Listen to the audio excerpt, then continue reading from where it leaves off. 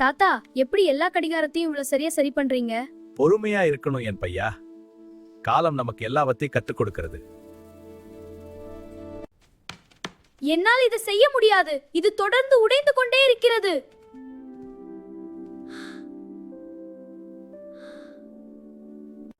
ஒரு கியர் இல்லாவிட்டால் மிகச்சிறந்த கடிகாரம் கூட நின்றுவிடும். ஆனால் நாம் அதை சரி செய்வோம், நாம் விட்டுக் கொடுக்க மாட்டோம். மெதுவான கைகள் வலுவான வேலையை செய்கின்றன. நான் மறுபடியும் முயற்சி பண்றேன் தாத்தா.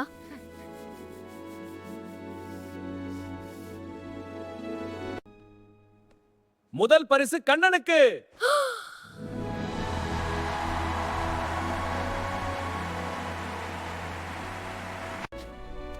நாம ஜெயிச்சிட்டோம் தாத்தா.